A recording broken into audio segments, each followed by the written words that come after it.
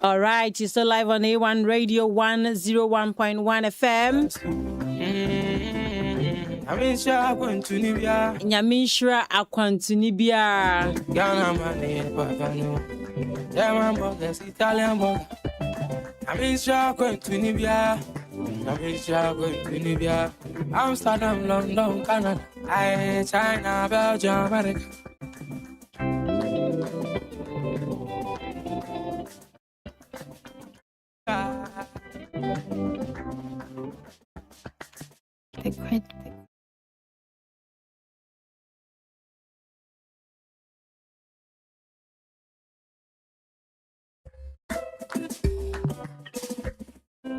Give me a buzzer.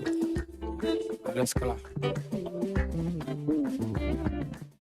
You might have quite a music when you sit out and I'm when your time. Man, this is swimming us so your time. Your proper street is so clear. You're fine. Grant your moves, I'm signed to feel.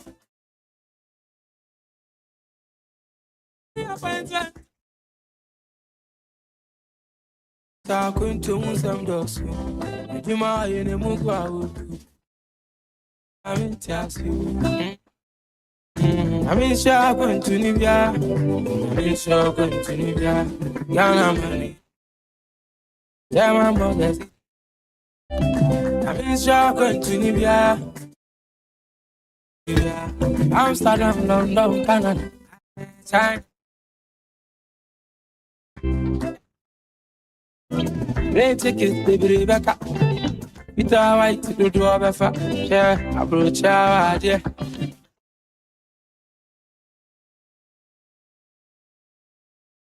Down chair up enough, no. No, can't get him home for no. Yeah.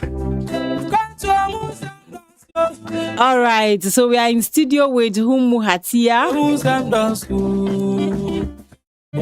She's touring. You know, there's something special about traveling. It exposes you. It gives you a different picture. Like you see things differently. You don't stop to react to everything because of what you have seen and experienced.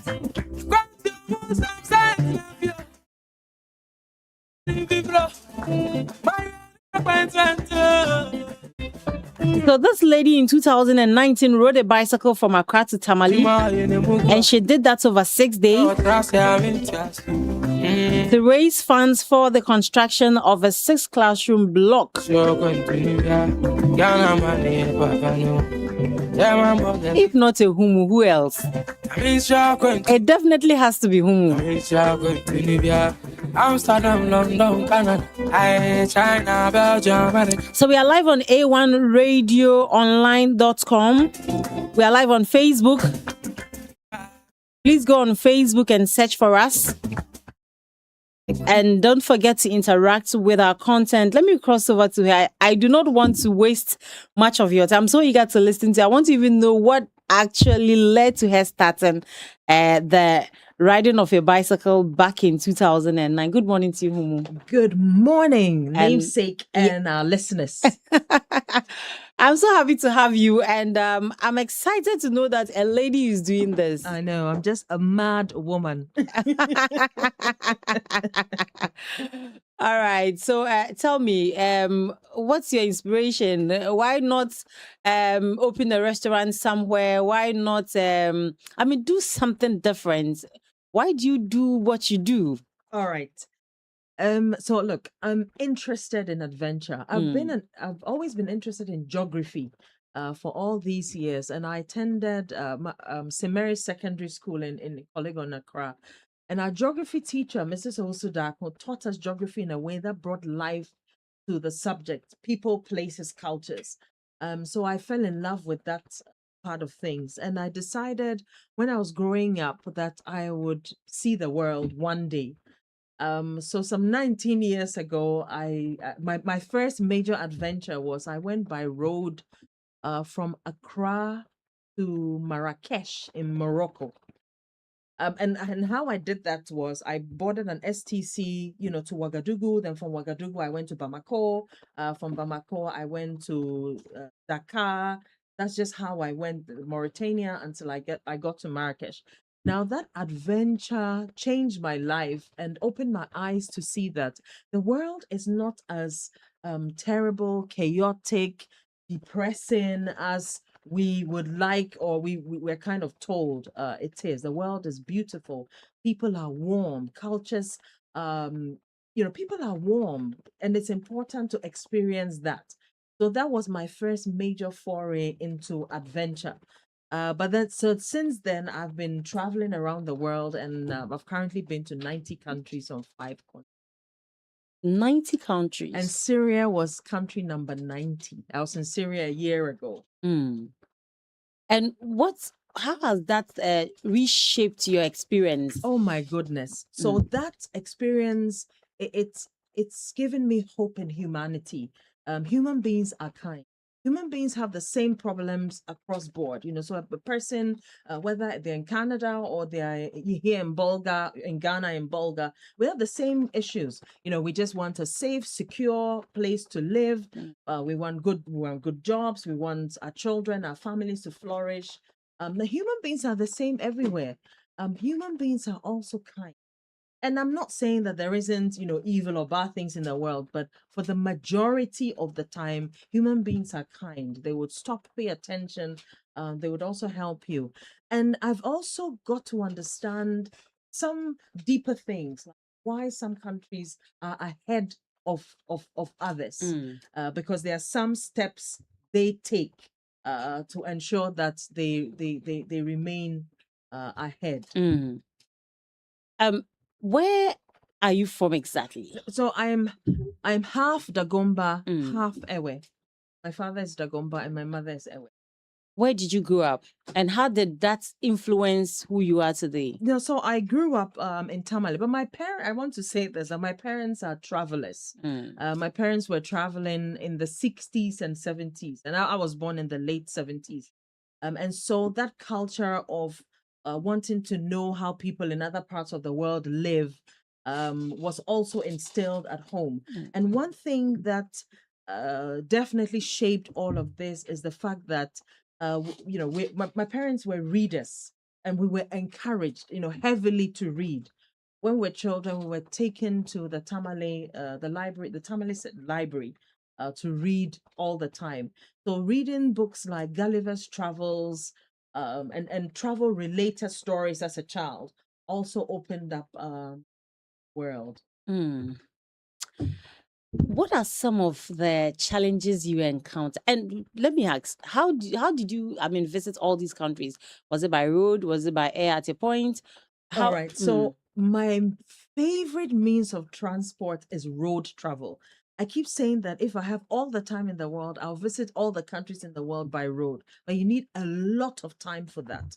And so what I tend to do is, assuming I'm visiting, let's say, a country in Europe, because it's a little bit away from Ghana, I would fly to, say, the United Kingdom, London, and then I would visit the neighboring countries by road. So that's how I've done it for all these years. And I would say out of the 90 countries I've visited, maybe 70% have been by road. Because this is an example. ECOWAS has 15 member states. ECOWAS has 15 member states. And I've visited 13 member ECOWAS states.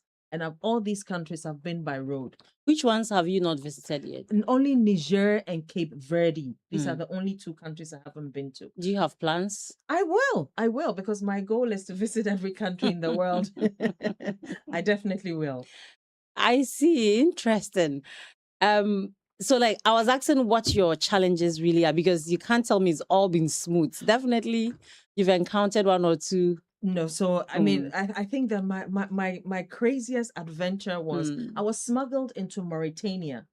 And it's just because I was asked, currently, Ghanaians can visit Mauritania without a visa, but you have to fly into Mauritania. You can't go by road.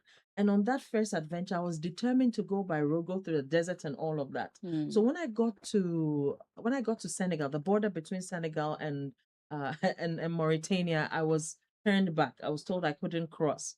But then, like once at border towns, you always find people who can help you navigate the complexities of border crossings. Mm, So that's how I went into Mauritania. mm. But once I was in Mauritania, then I was fine because I'm allowed to be there. When you say by road, is it by public Yes, transport? by public transport because I don't drive Mm, when I'm on the road. No, I tend to want to be immersed in cultures and speak to people on the buses, bus stations. mm, There are many instances where I've, gone into the homes of strangers. I remember this in Guinea. I was on my way to northern Guinea, a place called Labe. But once we left, once we left the Conakry, no, yeah, Guinea Conakry, yes. Once we left Conakry, things didn't go according to plan. So I realized I couldn't go straight on. So there was a lady, we're on the same vehicle, and I just told her who I was. And sometimes I have to use sign language because apart from French that I speak a little bit, I can pass with the greetings, but I generally don't speak any other language. But yeah, I went into her home and she offered me a place to spend the night, and I did, and carried on the next day. mm. Interesting. How do you fund this?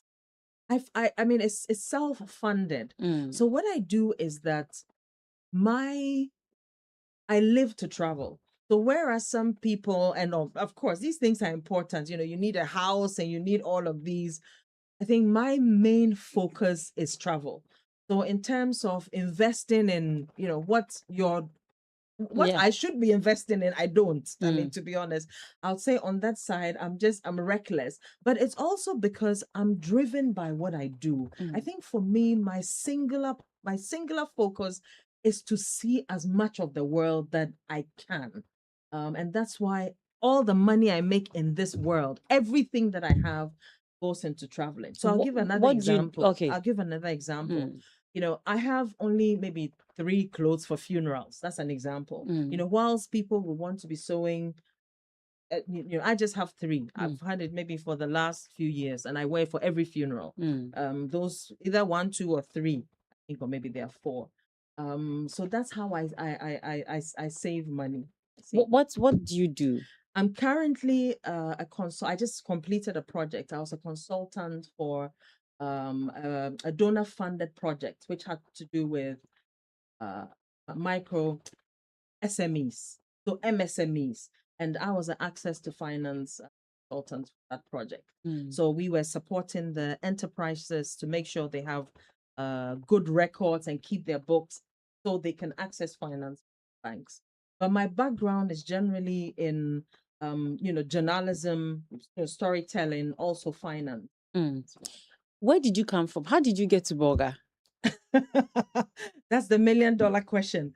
So I got to Bolga in a yellow, Oh, wow. all the way from Accra.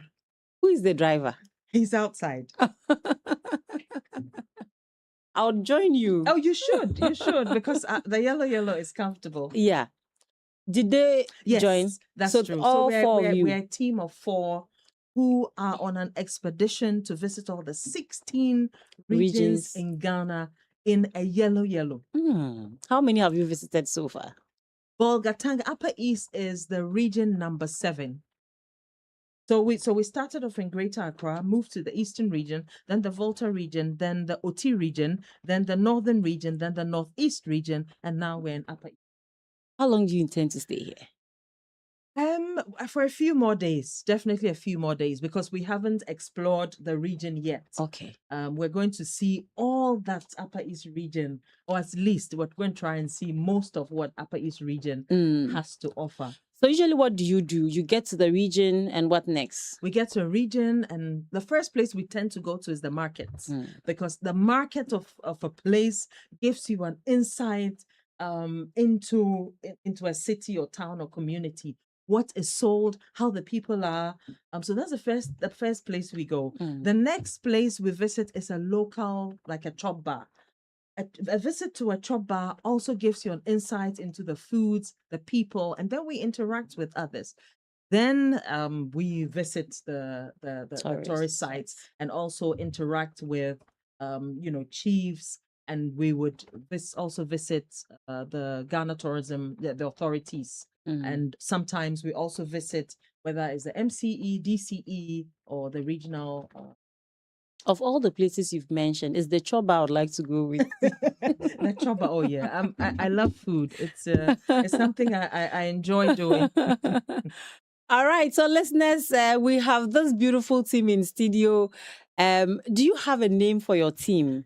No, so it's the 60-day drive Mm. across Ghana on a tuk-tuk. Okay, That's a Okay. project 60-day drive Drive across across Ghana Ghana on on a a tuk-tuk. tuk-tuk. Ah, And I also want to say we're doing this for two main reasons. okay. You know, after visiting 90 countries in on 5 continents, I know without a shadow of doubt that Ghana is a beautiful country. Mm. Ghana is safe. Look at our climate. I mean, look at our climate. Look at our food. Look at our culture. Look at the vibe. Look at our music. I mean, look at our history. Ghana has all of that. The world must. Someone must just visit. sent me a message that it's not a normal yellow. Is there anything special about you? No, it's a normal, but I must say that Mm. this particular yellow is a little slightly bigger, Okay, just slightly bigger than the regular ones. okay, And this one also has a roof rack because we're okay. carrying. It was specially No, made. no. Okay. We purchased it from a dealer in Newtown in Accra. It was not specially made. We Okay. were, So were we looking- have them in the system. Yes, like- we do. Yes, Mm, we do. They're mm. sold in Accra. Mm. But since we started the journey, I haven't seen anyone with this kind. But it's a regular yellow without doors, Mm. small. You have spare tires. We do. We have spare tires. We have a toolbox. Mm. We also have jerry cans because we have a fuel sponsor, and some of the places, they are not there. So we do have jerry cans with our fuel Mm. in them. Since you started your journey, has there been a time that you got somewhere and your yellow decided not to move? Oh yes, Salaga.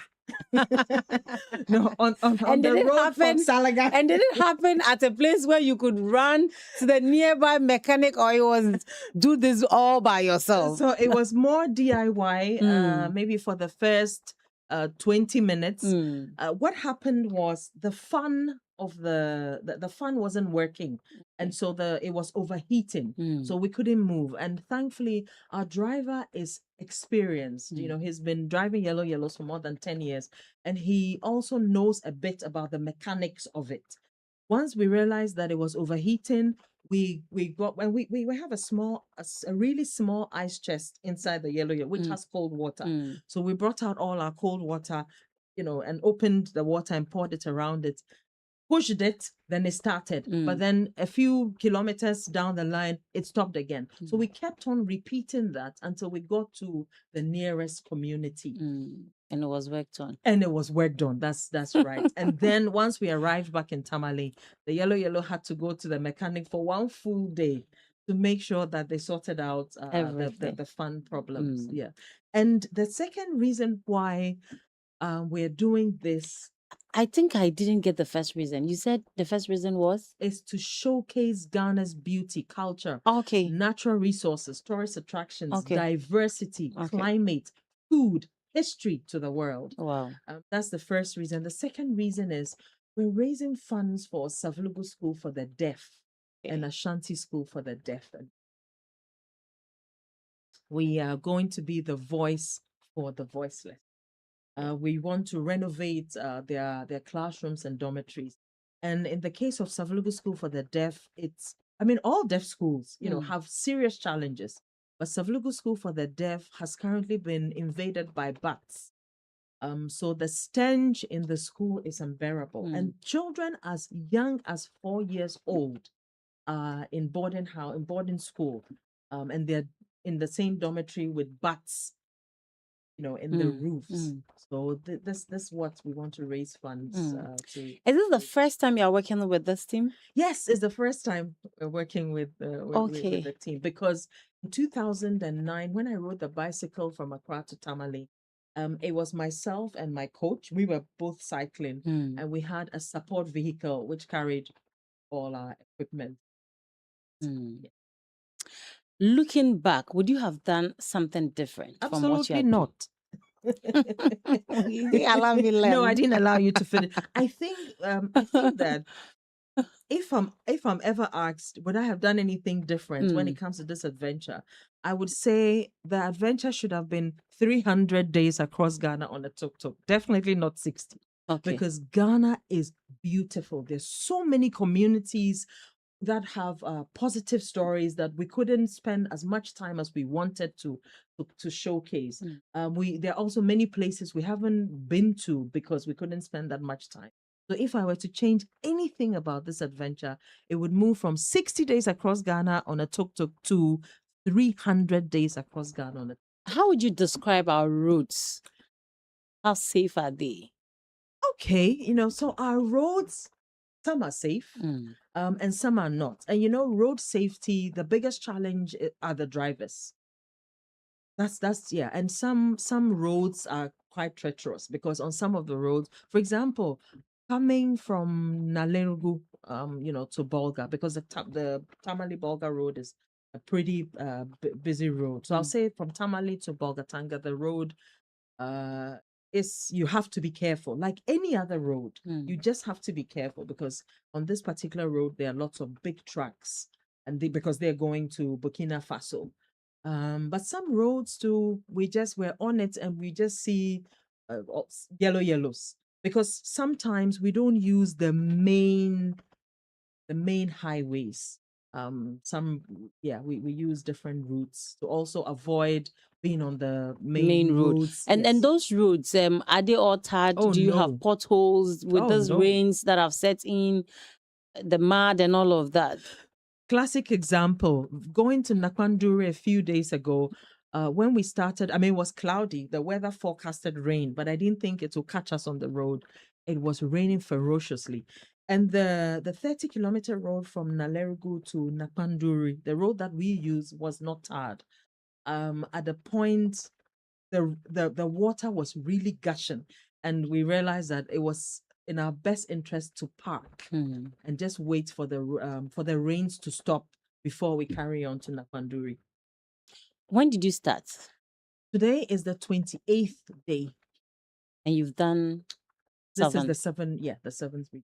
Actually, So you no, are within. today, no, we started on the 17th of May. Okay.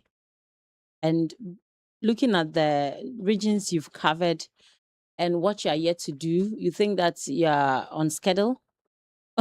No, we're definitely not on schedule. We're behind schedule. Oh, we're really behind schedule because some of the regions ahead, Western region, that's pretty big. There are Mm. many places we have to move to. Ashanti region, that's also big. So you're likely to do more than 60 days. Yes, I think that's what that's what it looks like. We're likely to do more. Mm, mm. So if someone is listening to us and has an interest and wants to one day explore the world like you do, what is that one thing the person should begin doing now? You know, a lot of times, people think that money is the main barrier to what I'm doing, something like this. And money is important because you need money to move around. But I would say the first thing you need is courage, because that's what I have. Mm, You need courage first before you actually need money. Because if I even throw a challenge now to our listeners and say, I want to offer maybe an amount to anyone who wants to visit. If you live in Bolga, I'll pay for you to go to Western North, but you do so by road. You would go and sleep in front of a mosque or in a church. You go and speak to people who would offer you food to eat for free. Not many people would take the challenge because somehow we've deceived ourselves that the area that we live in are the only safe places, and the next town or the next region, the next village is not safe. But that's not the case. So if you want to do something similar to what I'm doing, the first thing you need is courage. And I would even say Ouagadougou is just a stone throw away from here. So you can just save 1,000 CDs, go by road from Bolga to Wagga, and that 1,000 cedis would include your accommodation, your feeding for 2 or 3 nights, and also your sites for you to see, and your transportation. Because if traveling by road in public transport is the cheapest means of transport, unless you are riding a bicycle or you are using a yellow or your own motorbike. But otherwise, traveling by road, public transport, the cheapest travel. So you need to be courageous, because that's really what you need. You need to be able to speak to people, and that's what we do on this trip. With anyone we meet, we tell them what we're doing, and we ask them to support the journey, support by either raising funds to support the school or to offer us free food, free accommodation. And we're moving about with our tents. So even if we come to your house and you don't have space in your home, we just pitch our tents on your compound, and we use the washrooms and the bathroom. How would you describe your team? A bunch of mad people, just like me. Oh, nice. I wish we could go on and on, but we don't have much time. I'm happy that I got to speak with you, and knowing that you are doing more than a day in the region means that we can get to talk to you again. Absolutely. And also we get to follow up on what you'll be doing in the region. Yes, so if you are listening to us and you are impressed or touched by what they are doing, I mean, not just loving the idea of traveling around, but the fact that they are thinking of raising funds to go and support a school for the deaf is something worthy of support. And please, let's try and support in every little way we can by doing so on this mobile number 0246 125 329 0246 125 329. The name that you will see is what? PUH Foundation. PUH Foundation LBG. PUH Foundation LBG. What does that mean? Limited by guarantee. So once you register, No, I mean the non-profit, PUH. Princess Umu Hatia. Okay, Princess Umu Hatia. So Princess Umu Hatia Foundation, PUH Foundation LBG. And the number once again is 0246 125 329. 0246 125 329. Please write it somewhere. Even if you don't have money now, you can contribute later. And I would also want to say that we're throwing a challenge to Ghanaians. Even if you have 50 pesos, please support us with it. Okay. 1 cedi, support us with this. Because if 1 million Ghanaians give 1 cedi each, we have 1 million cedis. So no amount is too small. Send us 1 cedi, 5 cedis, 2 cedis. We'll be grateful for your support. And how would you describe the contributions so far? So far, they're trickling in slowly but surely. But we know that people are observing what we're doing. Because when we started out, I think initially people were really skeptical as to whether we could do this. But 7 regions down the line, people are getting more convinced. So even on our social media channels, we see that there's more interest. That's correct, in numbers and in traffic, because people really know that we're doing this, and we're doing it to promote Ghana's beauty and diversity, and also to raise funds for Savlugu School for the Deaf and Ashanti School for the Deaf and Blind. Can you share your social handles? Yes, so it's the Globe-Trotting Princess across all social media handles. So Facebook, the Globe-Trotting Princess.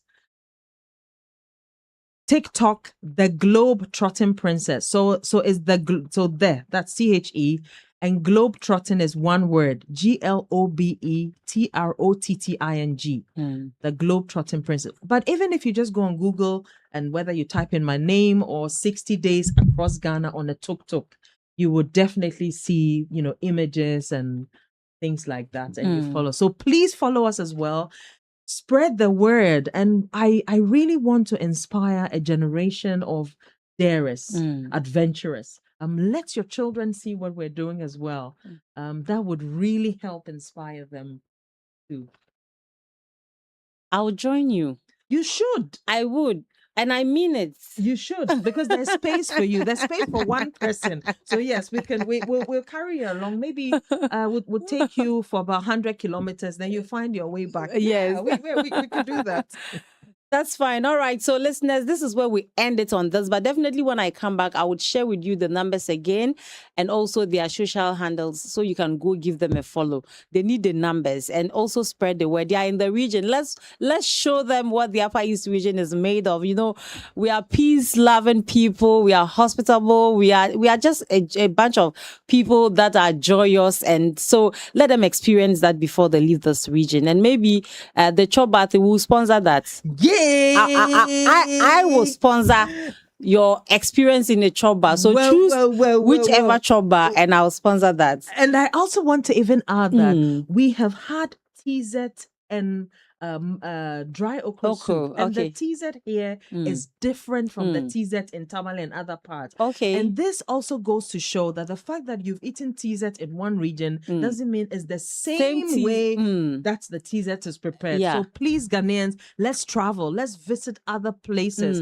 Let's experience other cultures. Let's eat the foods from other regions. That's nice. All right. So like I said, I'll come back and I'll give you more details on that. But today is a political Tuesday and our politicians, or if you like, people from the various political parties are already in studio and we'll be talking to them very soon. But before then, just stay tuned in and enjoy this. I'll be right back. Give me a buzzer. Let's go.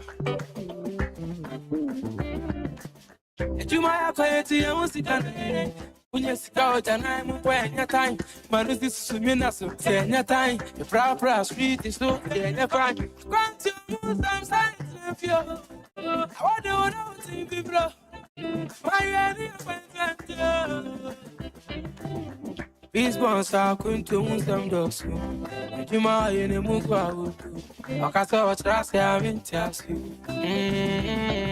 I mean sharp and to Nivia Sharp and to Nivia Yana money and Papa no Yeah my boss Italian boy I mean sharp and to Nivia I mean sharp and to Nivia Amsterdam, London, Canada China, Belgium, America Yakwana baba Plane ticket to Rebecca Peter White to do a befa Share approach our dear What that's what told you Sunny mood yeah no Down chair up and up no So can't take it to my home for no Yeah Can't to a moose and dance I can't to a moose and dance I can't to a moose and dance Emmanuel, Kakribia, I damas.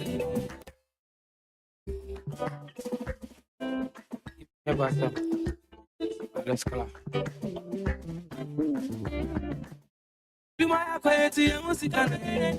When you scout and I'm when your time, man, is this Suminaso, your time, the proper street is so clear, fine. Grant you some signs of you. I don't know to be bro. My ready Peace bonds are kuntum some dogs. Juma yene mugwa Akaso trust ya mintas I mean sharp and to Nivia I mean sharp and to Nivia Yana money and Papa no Yeah my boss Italian boy I mean sharp and to Nivia I mean sharp and to Nivia Amsterdam, London, Canada China, Belgium, America Yakwana baba Plane ticket to Rebecca Give me a buzzer. Let's go. You might acquaint you, Musican. When you scout and I'm when your time, man, is this Suminaso, your time, the proper street is so clear, fine. Grant you some signs of you. I don't know to be bro. My ready appointment. Peace bonds are kuntum some dogs. Juma yene mugwa Akaso trust ya mintas I mean sharp and to Nivia I mean sharp and to Nivia Yana money and Papa no Yeah my boss Italian boy I mean sharp and to Nivia Malaysia, going to Libya, Amsterdam, London, Canada, China, Belgium, America. Yakwana Baba, plane ticket, baby Rebecca. Peter White to do a fat share, approach our dear. What that's what told you. Sunny mood, yeah, no. Or down chair up and up, no. So can't get him home for no. Yeah. Can't you move and dance, yo? I can't move and dance, yo. I can't move and dance, yo. Emmanuel, a cribia, Yadamasi. A cribia, Benjamasi. A cribia, Yatamasi. It's my dear me and you, Sumas, Emmanuel, a cribia, Yadamasi. Akribia menjimasi, akribia yatumasi. Ichuma dear me and you sumasi. Grant your Muslim sign of you. I want to people. My ready appointment. These bonds are going to some doors. Ichuma in a mugwa. Okasa watrasi amintiasi. I'm sure going to Libya. I'm sure going to Libya. Ghana money, Papa no. German burgers, Italian burger. I'm sure going to Libya. I'm sure going to Libya. Amsterdam, London, Canada, China, Belgium, America.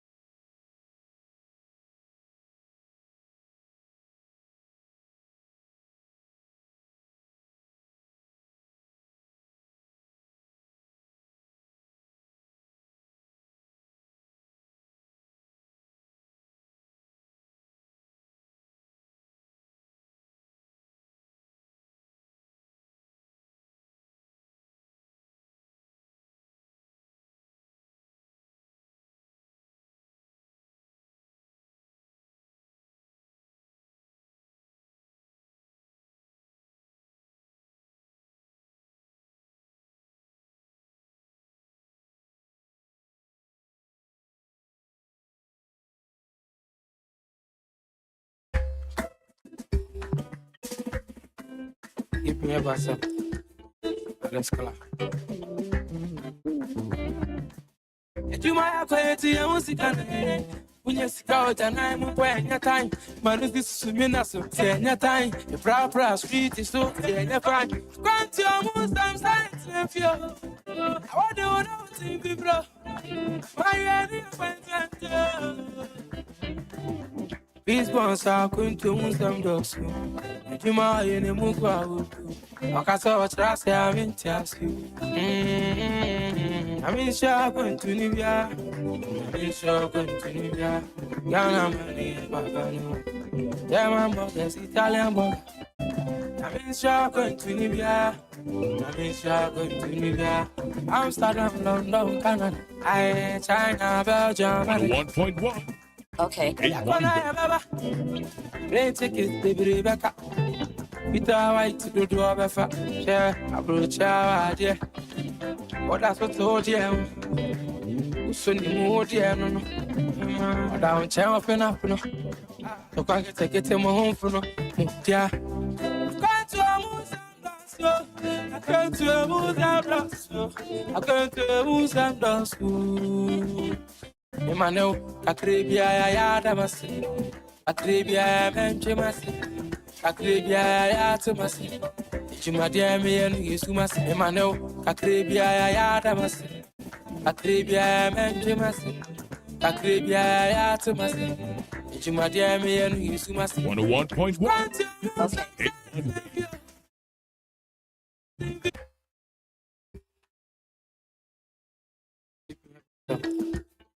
Let's go. You might have played to your music when you sit out and I'm when your time. Man, this is me, so say your time. The proper street is so your fine. Grant you some signs if you. I want to know to people. My ready appointment. Peace bonds are going to win some doors. Juma in a mugwa. Akasa what I say, I'm in Tiasi. I'm in shop going to Nivea. I'm in shop going to Nivea. Yana money, Papa. Yeah, my mother's Italian boy. I'm in shop going to Nivea. 101.1. Amsterdam, London, Canada, China, Belgium, America. Yakona Baba, plane tickets, baby Rebecca. Peter White to do Befa, share, approach our dear. What that's what told you. Sunny mood, yeah, no. Down chair up and up, no. So can't get him home for no. Yeah. I can't to a moose and lost. I can't to a moose and lost. Emmanuel, a cribia, I had a mass. A cribia, man, 101.1. a cribia, I had a mass. Jimadia, me and you, Sumas, Emmanuel, a cribia, I had a mass. A cribia, man, Jimas. A cribia, I had a mass. Jimadia, me and you, Sumas. Can't to a moose and sign. What do you think, bro? My appointment. Give me a buzzer. Let's clap. You might acquaint your music and when you stick out and I'm when your time. Man, is this swimming so say your time. Your proper street is so you're fine. Grant your moves, I'm starting to feel. What do you think, bro? My appointment. These ones are going to win some doors. Juma in a mugwa. Akasa what I say, I'm in Tiasi. I'm in shop going to Nivea. I'm in shop going to Nivea. Yana money, Papa. Yeah, my mother's Italian boy. I'm in shop going to Nivea. I'm in shop going to Nivea. Amsterdam, London, Canada, China, Belgium, America. Yakona Baba, plane tickets, baby Rebecca. Peter White to do Befa, share, approach our dear. What that's what told you. Sunny mood, yeah, no. Or down chair up and up, no. So can't get him home for no. Yeah. Can't to a moose and dance, I can't to a moose and dance, I can't to a moose and dance. Emmanuel, a cribia, I had a mass. A cribia, man, Jimas. A cribia, I had a mass. Jimadia, me and you, Sumas. Emmanuel, a cribia, I had a mass. A cribia, man, Jimas. A cribia, I had a mass. Jimadia, me and you, Sumas. Grant your moves, I'm saying, what do you think, bro? My appointment. These bonds are going to win some doors. Juma in a mugwa. Akasa what I say, I'm in Tiasi. I'm in shop going to Nivea. I'm in shop going to Nivea. Yana money, Papa. Yeah, my mother's Italian boy. I'm in shop going to Nivea. I'm in shop going to Nivea. Amsterdam, London, Canada, China, Belgium, America.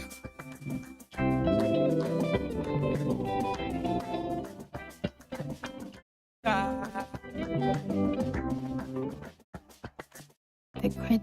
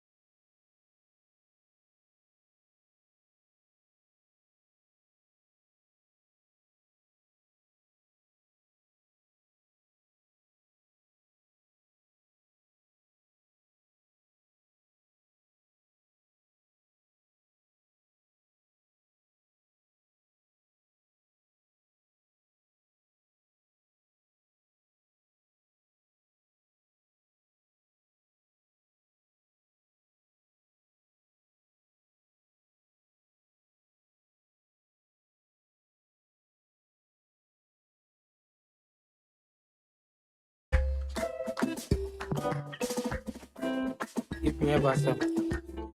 Let's go. You might quiet here, what's it gonna when you see out and I'm when your time, man, is this swimming as of 10 your time. The proper street is so never find. Grant your moon, some signs left you. I want to know if you blow. My idea went these bones are going to move some doors. You might in a move out. I saw what I say, I'm in Tassie. I'm in shop and to Nivea. I'm in shop and to Nivea. Yana money and Papa. German burgers, Italian burger. I'm in shop and to Nivea. I'm in shop and to Nivea.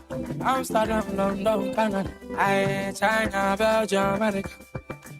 Yakwana, Baba. Plane ticket, baby, Rebecca. Peter White to do a better share, approach our idea. What that's what told you. Soon you move, dear. No, what down chair up and up. No, so can't take it home for no. Yeah, can't to move and dance. I can't to move and dance. I can't to move and dance. Emmanuel, Akribia, Yadamasi, Akribia, Benjamin. Akribia to Massy.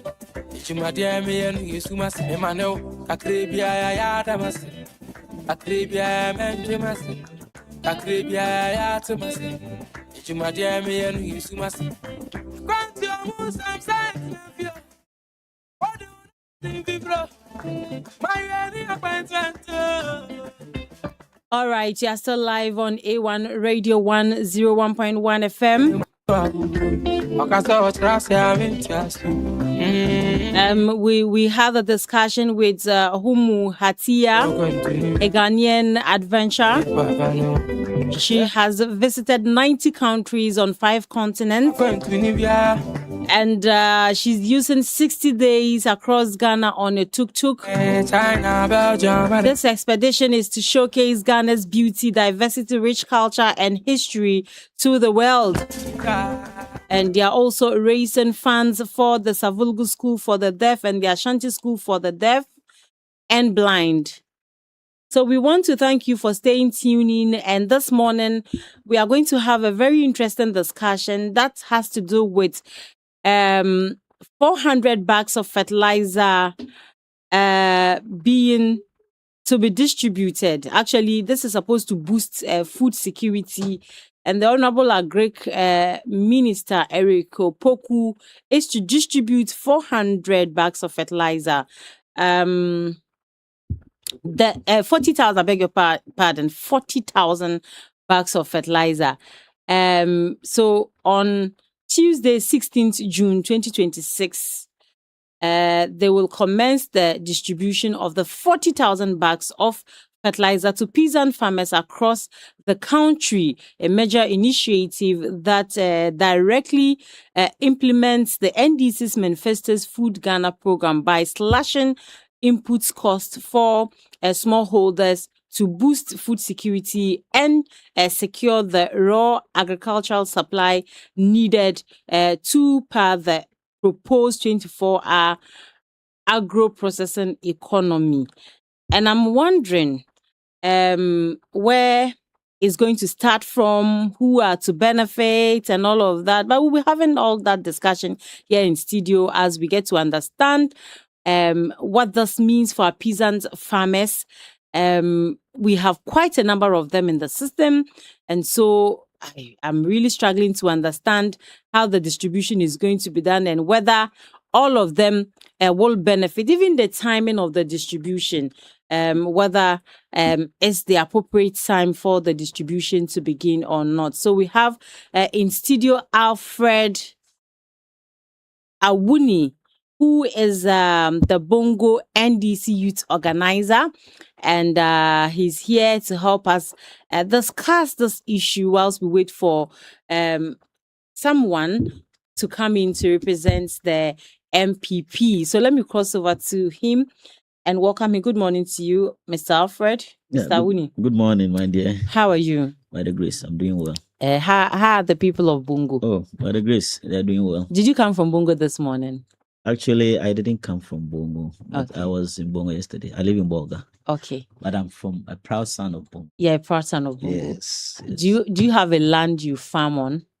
Oh yeah, we have a family land, Okay. peasant farming. So everybody within even Upper East. At Okay. least if you don't have anything at all, your backyard farming, Yes. you have to do something on that. And Okay. you see these days, because the rains are setting, Mm. everybody is It's bullocking and everybody's plowing and Mm. all that.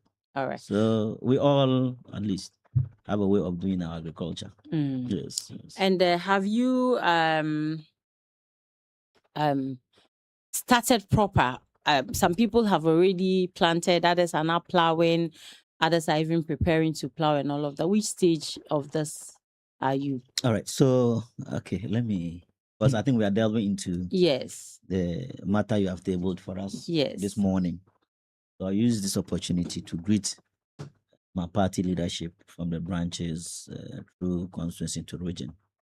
I want to say good morning to all of us for having a better week. I say a better week because if you glance through everywhere, everybody's busy plowing and to sow. Some are sowing, some started with around the Nabdam area. So it's a good week. I employ everybody to work hard Mm.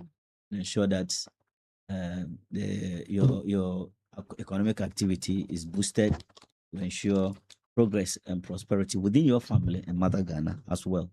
But before I go into the matter, you know that fuel prices have been dropped this morning. I'm coming. We'll I'm get coming. there. I'm We'll coming. get Yes, there. I'm coming. I'm coming. We'll get there. I'm coming. Please. Yes, I'm coming. Please, let's not talk about No problem. fuel. I'm just coming. I want to say something. I asked you a So question. that yes, I'll do that. I'll do that. Please. That's my style. I'm coming. Just give me a minute of that. All right. You see, and I took the pain Mm. and went through about 6 filling stations this Okay. morning Okay. to check whether they are compliant. I realized that it is only Zane around PWD Okay. that has reduced its price to in 14 cities thereabout. I don't know what the rest are doing, but you see, that attitude is not good for us. If they had increased it, some would have even increased their Yes. prices yesterday, Yeah. even last night. But the prices have been reduced, and you are still selling at the same price. I think it is not fine. So MPA, if you are listening to us this morning, that is your job. Please get to the stations. Let them do the right thing. It is not proper. This country is for all of us. Let's do the right thing so that all of us will benefit. Now, your issue.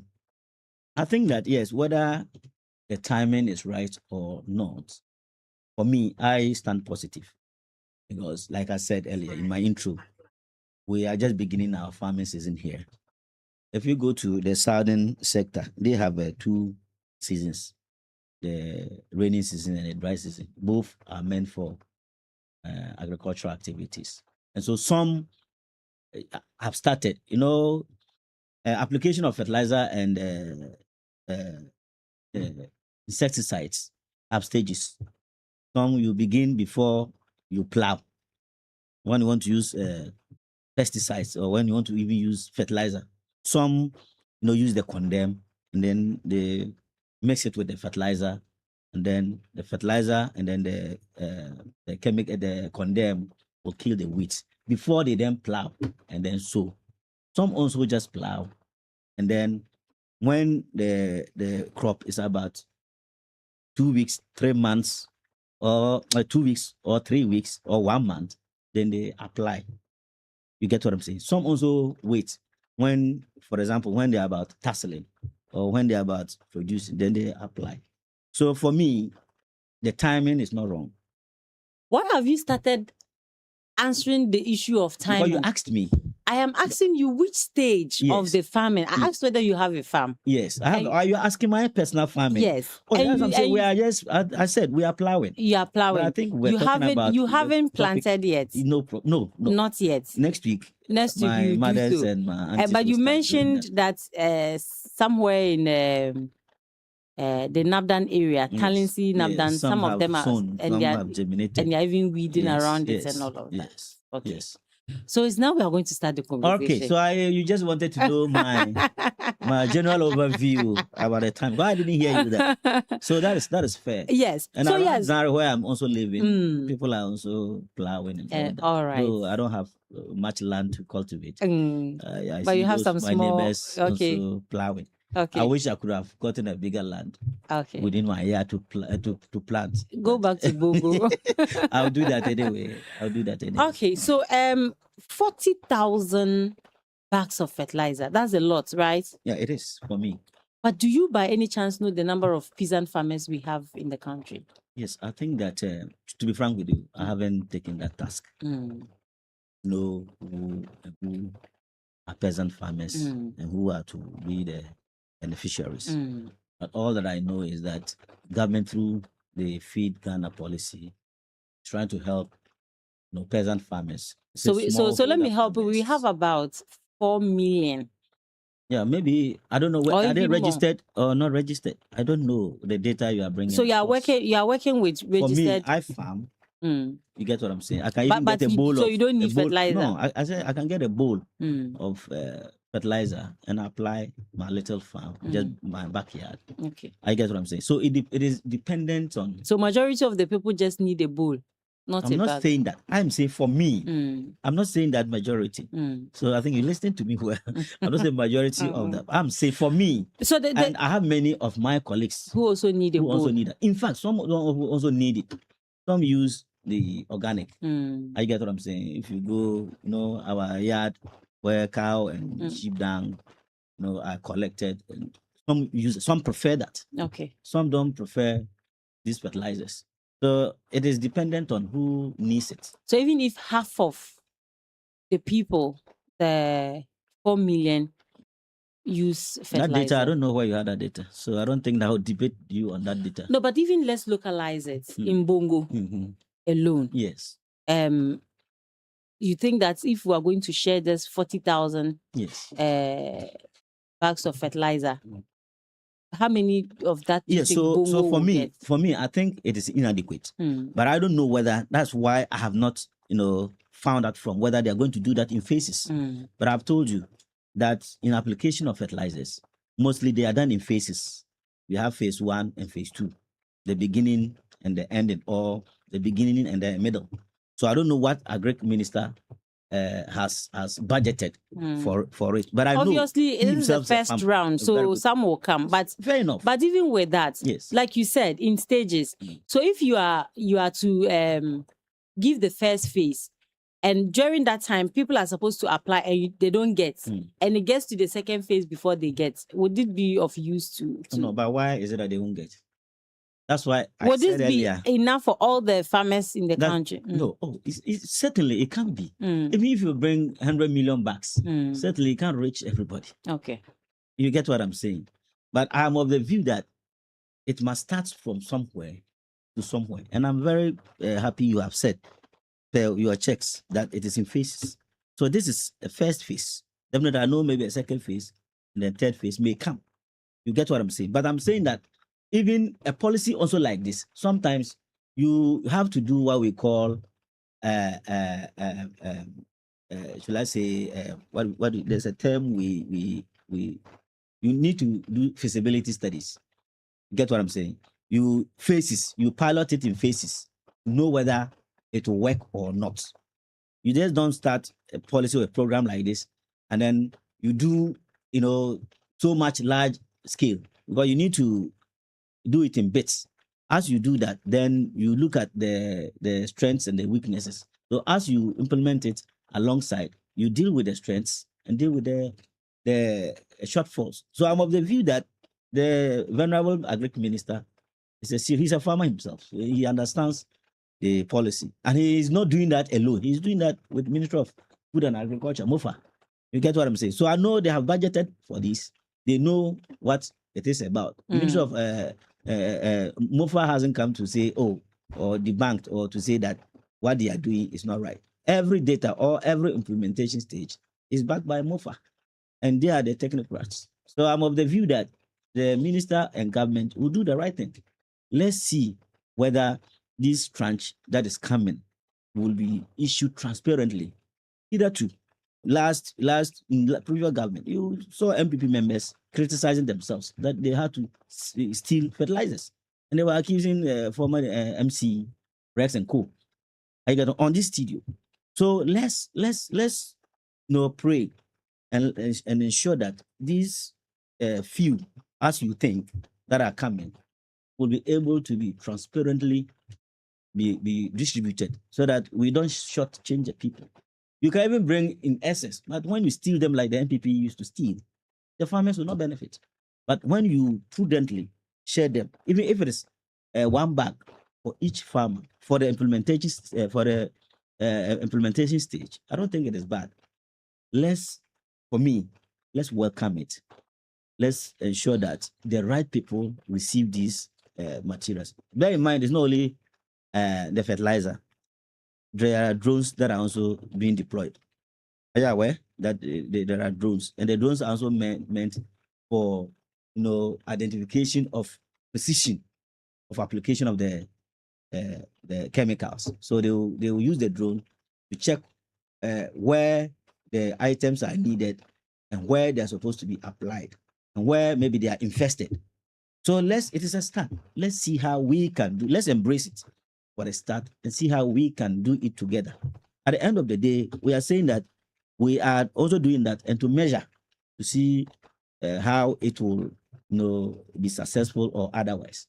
So I'm of the view that let's all welcome it. So you talk about it's not being enough, even if it is one bag each.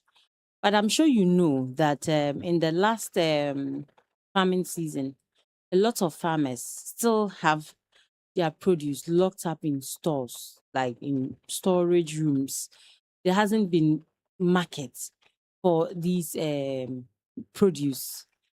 This year, they've been encouraged to farm again because if they don't, then that will rather lead us into hunger because maybe what is there will not be enough to sustain us until the next farming season. Majority of the people have said that they will not be able to farm as much as they did in the previous season because they will need money to buy fertilizer. Now their produce are locked up. How are they going to get money to buy the fertilizer? So we're thinking that government will come in to support them with maybe more inputs, more support. This fertilizer is woefully inadequate. I think you are introducing another chapter. It's not another chapter. Right. It's the same thing. Yes, but another it's chapter. tied. Yes. So because the essence of this what do you call it? Fertilizer Feed Ghana program. Yes. The World Bank AgriConnect, that this initiative focuses on boosting local yields, providing subsidized inputs like seeds, fertilizer, reducing post-harvest losses, and also integrating smallholder farmers into large agro-processing supply chain. So they have produced them. There hasn't been any proper mechanisms put in place for them to sell.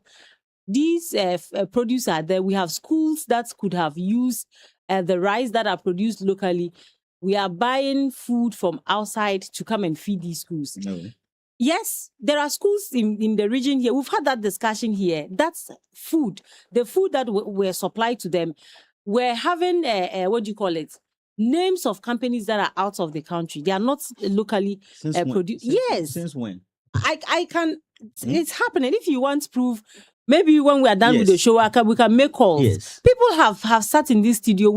Some of our colleagues have seen food supplied to their schools that are polished rice that are not locally produced.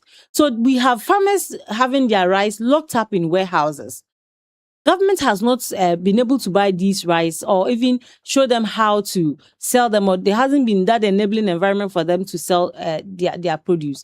The farming season has begun and they are expecting to have more support. Now the fertilizer that is coming is not adequate. It's not going to be adequate. We had farmers coming here to tell us that usually the fertilizer should come early enough so that you plan, because you decide the quantity or the number of acres to do based on your strengths. So you know that, okay, I can be able to get this number of fertilizer.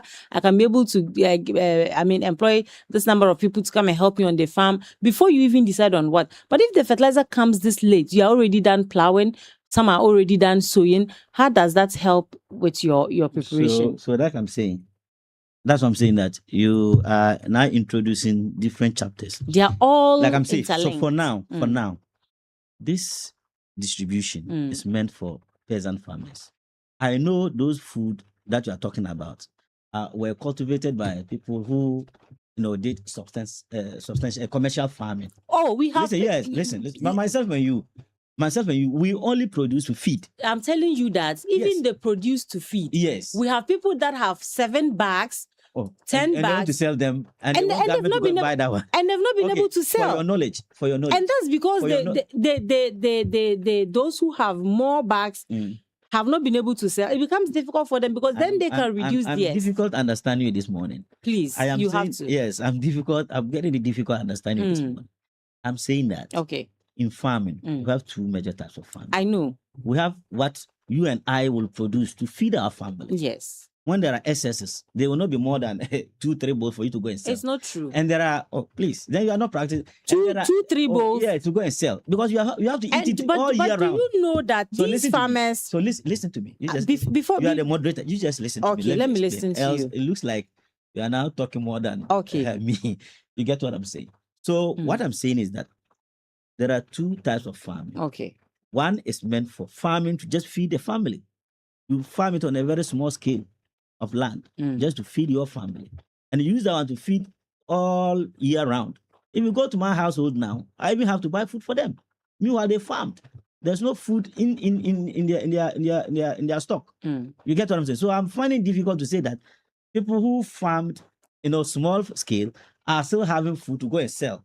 That notwithstanding, I know that the commercial farmers, they bother. They even have an association that they have cultivated. They go to Yakaba, they go to Fumbisi, and then they farm a very large scale. And they farm to supply for farmers. And government has released funds. Government released funds in 2025 for them to be bought and supplied to hospitals, supplied to schools.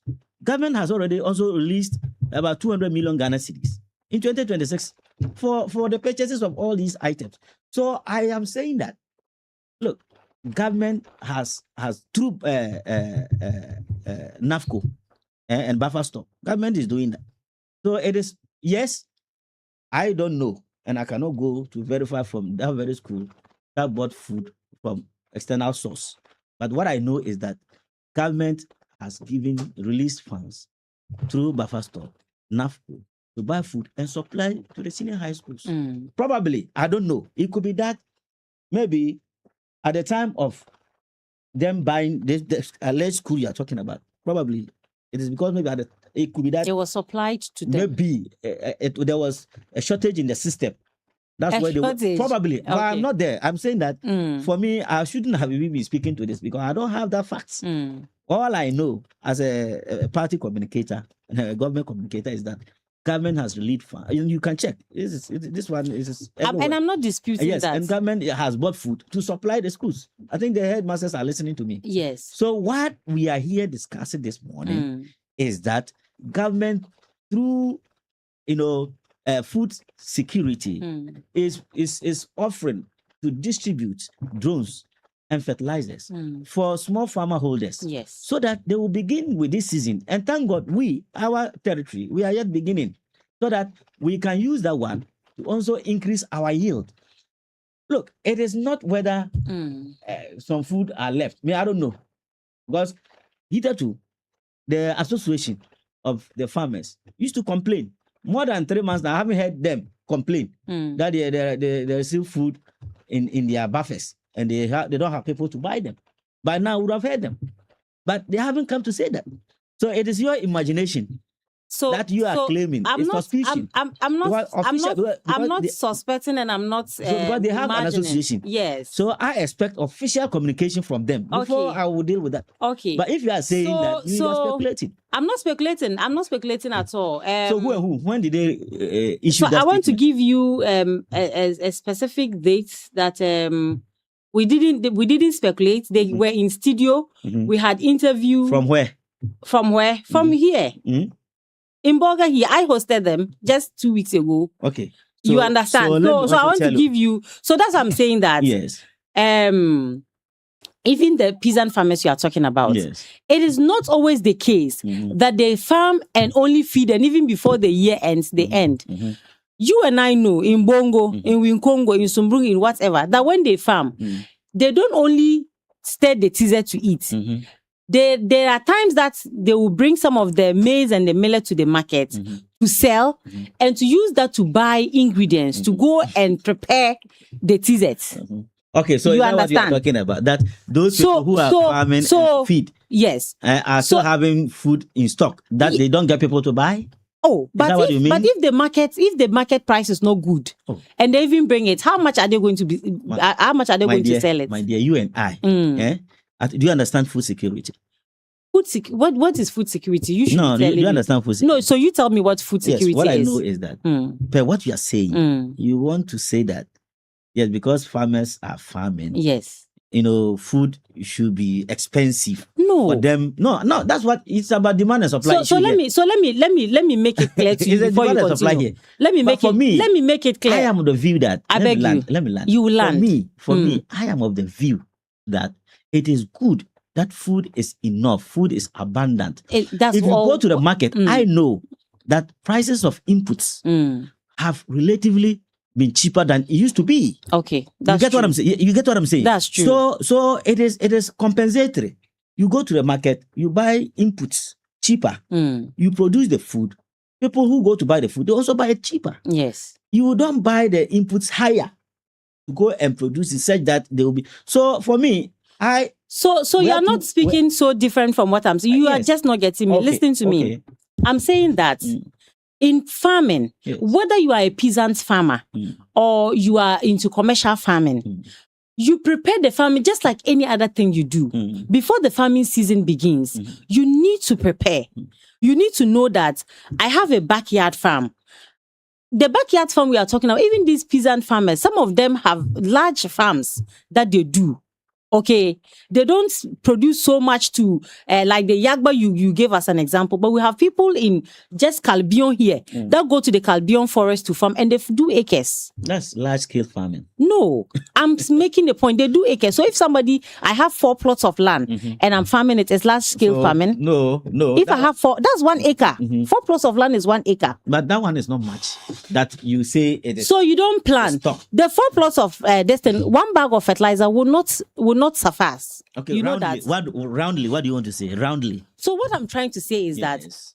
the timing of the fertilizer, and that's what I want you to speak to. Okay. Do you think that shouldn't these fertilizers always come earlier than they do for the farmers to plan well, to be able to know what they can do, since it is coming to actually, like you are saying, to help these peasant farmers who do not have so much? Shouldn't it always come earlier than it comes? Okay. I think I answered this earlier. I said that for me, sitting here, Mm. I think it is the right time because some are yet plowing, some have not yet sown, some have sown. And I told you that. Is it I for told the you- Upper East alone? No, so did you hear me well? Did you hear me well? I said Mm. for me sitting here, I think if you hear me well, you understand me. It's like you are not getting me. So I don't know how to speak for you to get me. I'm saying that sitting here, Mm. I am of the view that it is timeless because some are plowing, some are yet to plow, and then some have just sown. And then the application of the fertilizers have stages. And I told you earlier that some use it to mix with the chemicals and then spray so that they tilt the land, they plow it together and then sow. Some also wait after the crops have germinated to a certain stage, then they apply. Some also wait till the latter stage where if it's a maize or where if it's a millet, the tasseling stage, then they apply. So there are stages for which they do the application. So for me, it is okay. And I'm also saying that those who are the southern sector, we have 2 types of seasons. We have the rainy season and then we have the dry season. Both are farming seasons. Some are yet to plow for the dry season. I've lived there for long. My parents currently live there. So I know the terrain there. Some are yet plowing, some are yet farming. before they can plow, before they sow. For the And second where are season. you talking about? Techiman, Sunyani, all. That's where the farming is. So, in all, the fertilizers distribution now is good. It's fine. You get what I'm saying? So there's no problem with that. So I don't know how you want me to say again. Because I'm saying that To those be are the good. southern, yes, Mm. those are the southern. Some are yet clearing the land for their dry farming seasons. Okay. So when the fertilizers are received now, it is timeous. Those who also sowed for the rainy season, some of the crops are tasseling. So when they are applying them this time, it can also be good there. So the timing is fine. And so it is the quantity you talked about. And I'm saying that it is the implementation stage. Mm. You get what I'm saying? So we have something we call piloting in project management. When you want to, implement a policy or a project or a program, you pilot it first. And then in the piloting stage, you identify the loopholes and then the strengths. You just don't, if you want to do a business, do you just, if you have 100,000 Ghana cedis, do you go and just put it there? That would be a poor business starter. You start it small and pilot it and know whether how you are starting it. There are. It depends on the type of business. That's what I'm also telling you that this is government policy. Mm. Is that clear? And it is part of the critical programs and policies implementation. That Okay. you do the piloting. Mm. As you do the piloting, you start with a FIWA and then you look at how it will grow and how the challenges. So as you move progressively, you then correct the mistakes, but you don't just do everything at the start. Okay. When you do that, let's look at you have a very good we have implementation. 16 regions in Ghana. Yes. And this I think you understand what I've said. Oh, why not? Okay. I mean, I understand basic All right. English. All right. Okay. So we have 16 regions, Yes, right? yes. And we have 40,000 fertilizer, bags of fertilizer. Mhm. So if we are dividing it, and it's supposed to be the whole Around of Ghana. 150 something. Say again. Yeah. So that's about 2,500. For each district. Yes. Okay. No, for each region. Each region. 2,500. Okay. Okay. So 2,500. And in the Upper East region, we have 15. 15. Yes. Okay. Mhm. So 2,500 Okay. by, sorry, 2,500 by 15. by isn't it? 15. Mhm. How much are we supposed to get? Now, What check- is you my are- cal- you are- what you is are- what is my you are- you calculator are doing the doing? calculation. Divide 2,500 because by 15 for all me. these your analysis, I'm not getting One 166 bucks. day 66 Where's bucks 160 bucks? It's enough for Bongo for district. small scale farmers. Yama For- no, that's what I'm saying that. But- fertilizer low. Let's make sure that let's make sure. If it can be distributed transparently, Okay. such that this number of bags will go, and let's say each zone is even getting, let's say 50 bags in Bongo. How many zones do you We have? have 10. Okay. Each zone is getting 50. even 50 or 40 bags. For the 10 start, it's Okay. good. I told you that is a policy. Okay. And these are phases. Mm. So this is the first phase. You even admitted this is the first phase. So Second phase will come. so 50, Other phases will come. So 50, it doesn't. 50 by zone, you have 10 So that's what I'm zones in saying that Bongo. So if you have they are- 50, you are expecting to get 500 bags in Bongo. You are not getting the whole thing. I get you. You are being negatively propagandist. Okay, I'm saying that Okay. this is a start, Mm. and these are phases. Okay. So this is phase 1, which you admitted. Mm. Phase 1, they have gotten this. Phase 2 will come. Phase 3 will come. You get what I'm saying? So you wait till the end of the season, and let's come here for us to do this. But for me, this is the start. You get what I'm saying? This is the start. And I've told you, it's not everybody that even uses that. Last year, when we were distributing, I was part of those who were distributing the fertilizers. Some didn't want it. Okay? Some still have fertilizers, which they picked, but they didn't use it. I get what I'm saying. I'm speaking on authority. I get what I'm Some saying? didn't Yes, want it. yes, some didn't want it. And Some for are all of the those belief that that- wanted, they Some all are- got. See, I don't know. Whatever Fanako. Whatever Fan. Mane I get Fafana. Very good. Some are of the belief that that's fertilizer is a chemical. I get what I'm saying. So some don't apply it. Some want to use the organic. And some want it that way. Mm. You get what I'm saying? So let's not, debate this and let So it look so as if, so let me as if get something everybody right. wants, every So- household wants a fertilizer. So for No. the people, some didn't want, but others wanted. Yes. So for all those that wanted, everybody got. So that's what I'm saying that. That's what I'm saying that. Mm. Even if you bring 100 million bucks, not everybody will get. My point is that, if you hear me well, my point is that let's start with this as a piloting process. And let's deal with this. And let's make sure that every bag gets to the one that needs it. And let's see how the second phase will come and how we'll deal with that. You can even bring million bags, but if you steal them like the NPP used to steal, nobody will buy. You hear that they have brought 10,000 bags, but they have stolen them. The They NPP don't get used to the to people. steal. Oh, yes. And I gave you evidence that they came and sat here and accused a certain DCE, MCE of stealing them across Burkina. They themselves here. If you Google, you get them. This open information. You get all. They were stealing them, giving it to Burkina people. They were not giving to the farmers.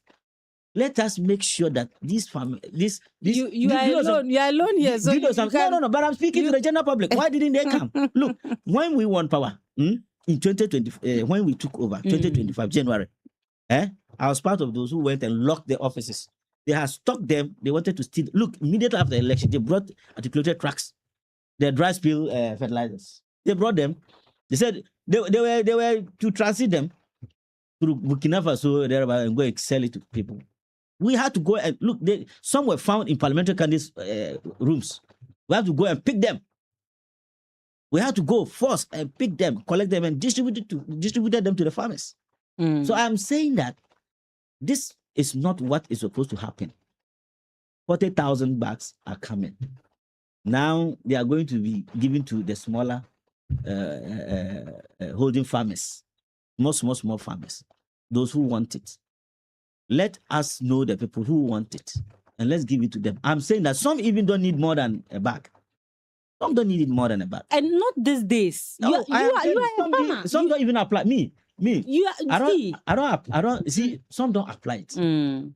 You see, some are of the view that because our land tilling system, the same land every year. People think that when you even apply something, when you apply on the same land, but Yes. so those okay, but So la part by yeah.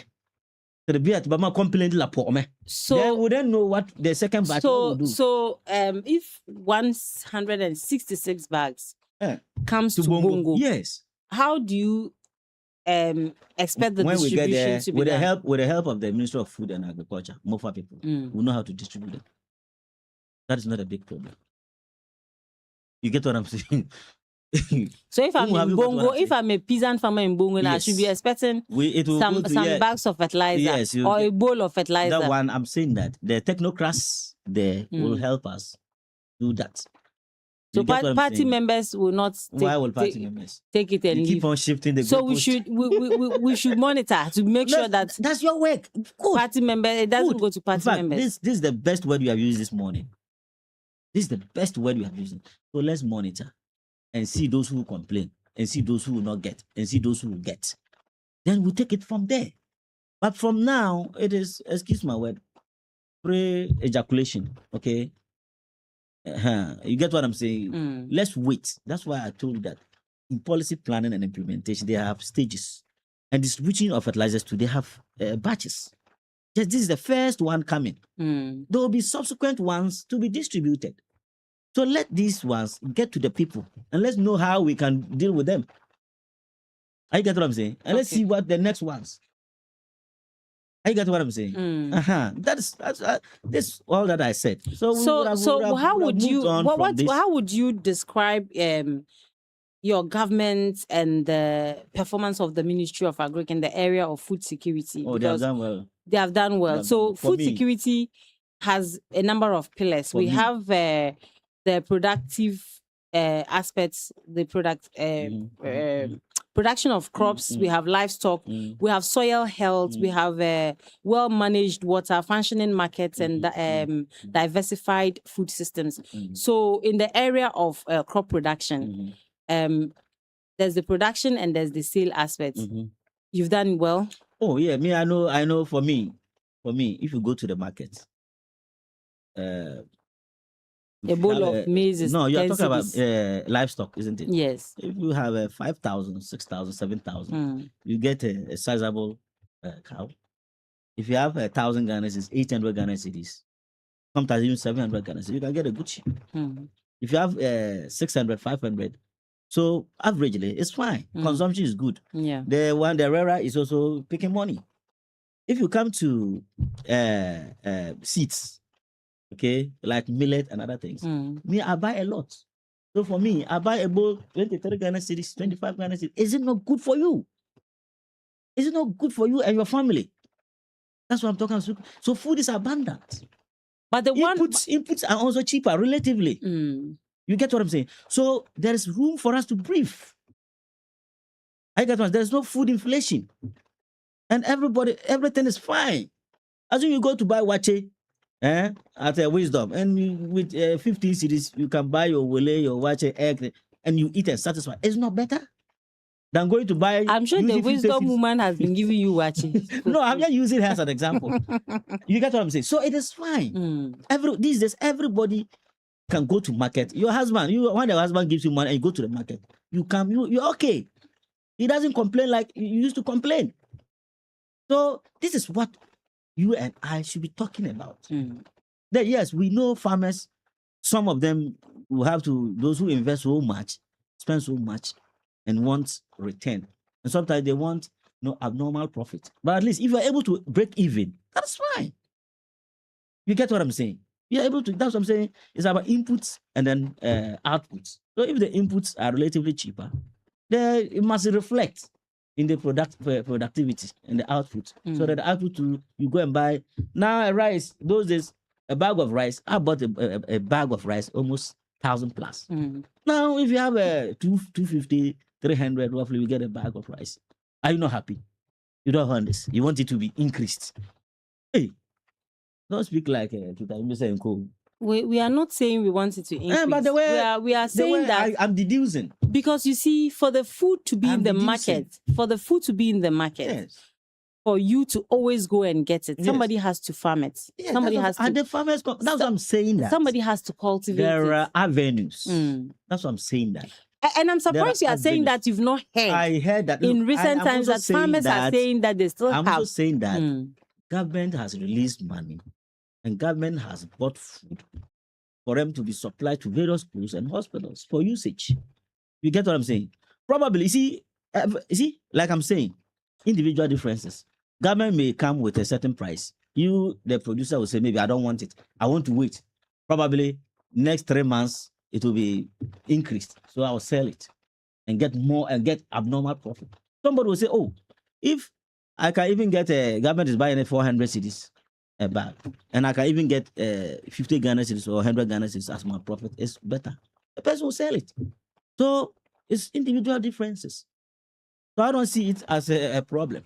But all that I'm telling you is that government has made an effort to buying the food from the farmers and to be giving or to be supplying them those who need them. Those were the days you hear that senior high schools, there are no food to feed them. Do you hear that again? Have you heard that there's any senior high school headmaster or a student has come to demonstrate because there's no food? Under the MPP, that was their mantra every day. Food, maggots, poisonous foods. That was what they were doing. I get what I'm saying. So if you ask me to rate, What do you mean by poisonous food? Oh, but yes, if you go and infested, were you not in this country? Were you not following what was happening in this country? That they were feeding them with poisonous well, food. yes. Maggot infested food, are they not poisonous? Are you hearing this from me the first time? Is that what you want to tell me this morning and your listeners? That you didn't hear what was going on? Have you heard that again? So you are asking me about my ratings. both agriculture, seeds, and then livestock. It's fine. We thank God we haven't had anything called anthrax that used to, kill our livestock. The MPP brought anthrax. No, I'm not saying that. Maybe if you want to say that, you can say that. If you want to say that, I haven't said that. But there was a time. Look, you were banned from buying meat here.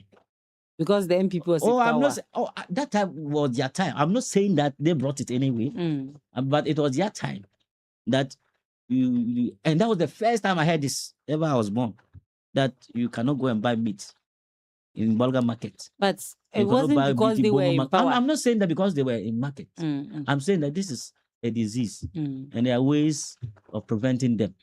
I don't know how. So they didn't prevent. I'm not saying that. I haven't said that. But I said when I was, but that was my first time of hearing that. During the MPP era. Yes, that time meat was, you can't go and buy meat. You can't go to livestock market and buy any animal. That was the first time I got this information. But I'm not saying that they brought it. It is something that has come. Disease control and the veterinary officers will know what happened. I get what I'm saying. So you are asking me, you are rating me in agriculture. No, I'm not an agriculturist. But I have fair idea. No, I'm not. I'm your government. Yes, what your government has done. That's what I'm also telling you, that things are fine. Inputs are available, fertilizers are available. So they are cheaper. One pesticides are available. They are cheaper. It is one thing it being cheaper, and another thing having the money to buy it. But there's no way. So one thing. Yes. That has also come and is affecting or influencing how farming is done is the issue of climate change. It's the reason why we sit in the same region and say that there are some people in Nabdan who are weeding, and we say that some people within a particular area are planting, some people are plowing, others are yet to plow. The uncertainty. I will not say it is your era that climate change has. You are smiling. I'm sure you are waiting to say, am I trying to say it's your era? But what I'm trying to say is that education. Yes. Okay, how well is it happening? Do you see that people information is available to people to know that, okay, so in this season, we're expecting to have more rainfall, and that is not solely the work of government, but government agencies. How are you, as a government, pressing these agencies to make readily available some of this information? Because we have people in the meteorological departments that would be able to assess and know what to do and what not to do. Is it an area of interest to you as you work towards food security and all of that? Because it plays a part. Personally, I think we are now delving into certain level of conversation. And look, I have a very dichotomous mind about that. And personally, I have ever said this, that our attitude, especially as Upper Easterners, is causing some of these problems. Look, the rain didn't start. If you have observed, those days around March, we used to sow. By June, we used to cultivate millet, the first early millet. Look, the rain, when did it start? It started around March. There was rains. You get what I'm saying? Why were our people relaxing? This matter is a matter, for me, I have discussed it somewhere. If we had prioritized that the first rains we sow, the small subsequent rains will let the crops grow. But our attitude is that, well, if I don't farm, somebody will say that near erase. We are everybody's looking at everybody. But if I farm early, bears will go and eat them, or animals will go and spoil them. So there was a time I was suggesting to somebody that, can't we have something like Kwanaba? Maybe the traditional leaders, can they set up some an institution chiefs to be looking into agriculture? And that immediately the rain starts, like the first rains, they order the community members, please, it is time. Everybody should arrest his or her goats or a sheep, a cow, detain them for us to start plowing. Mostly you ask them why are rains falling and you are not farming. Look, these people, those who have animals, they don't want to farm. Mm. And when I go up, I get up early to go and farm, they will allow animals to come and do what? To come and eat them. So if we're able to tame the animals, they could do that. So I think that's another conversation. The rains didn't start today, but now, the rains should have gotten to our waist size. The millets should have been getting to our millets. But our attitude, it will rain, we'll keep quiet. Ask even people are weeding. Ask how many people are weeding. I can say about 60% haven't started. Meanwhile, everybody's weeding. So this is a very good call. I like this. And this shouldn't be political. Look, the traditional leaders, if they are hearing, one thing you can do, and then the MOFA, one thing you can also tell them that, yes, already you know the rainfall patterns. This is the rainy season. This is time for cropping. Immediately the rain drops 2-3 times and the grounds are wet for you to plow. You plow and you start early. Immediately you sow and then the crops germinate. They don't die. But subsequently you get small results, you get dew, you get all that. But we keep quiet and sit down and relax, and the rains will come and pour, and then you sow late. When you sow late, you crop late. So this one is also another chapter that I think that you should invite stakeholders, especially those into agric, and then the farmers, and then traditional leaders. I think they need to sit at a table and discuss this. This matter is dear to my heart. It's dear to my heart because you don't need to wait till the rains rain into 3-4 months before you start to sow. So I think it's a good call. You can start it like we have just started. Let's call the chiefs. Why is it that when it starts raining, we don't make effort to start early cropping? Why? Let's find out the reasons why it is so. Well, my personal reason I found is that they say when some of them have the will to sow early, but others don't want. So we are all neighbors. This is my land. If I start early and you are not starting and you have livestock, definitely you allow your livestock to come and destroy my crops. And so if there's a system that is put in place such that immediately it rains, all of us, there should be an instruction. Everybody, let's go and rain. Let's tame our animals. Let's go and rain. I think that will help. So that if you have a goat or you have a sheep, you don't allow it to go and eat somebody's millet or somebody's crop. And you also direct and enforce that people sow at the right time so that we'll get right yield. If you don't do this, look, we will continue. You see, it's drifting. It's drifting. Now we are in June. And some haven't sown. Those days, by June, we used to harvest Nara. By June. Now it's drifting. It got to April. Some people used to, sow. But from April, June. Even June is getting to July. By July, some will not even sow. Would you say that people are losing interest in farming? I'm not. For me, I may think so. I may also think otherwise. Maybe because our lands have degraded. It could be part, but it could also be part. And you people are bringing us fertilizer. Like I'm saying, to further degrade. I'm saying the issue of Galamsey has come to take the interest of our boys and then our ladies on farming. It's not like, I get what I'm saying. The issue of those that used to be Kayaye and used to be labor during the go and then labor. But these days, every home you go, you find a Galamsey there. And they prefer doing the Galamsey than the old lady, the old man who don't have strength to farm. So that is also another aspect.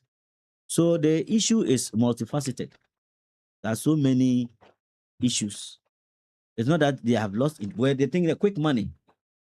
You get what I'm saying? So if I think that I can go and get my quick money and come, why will I waste my time, farming to feed my family?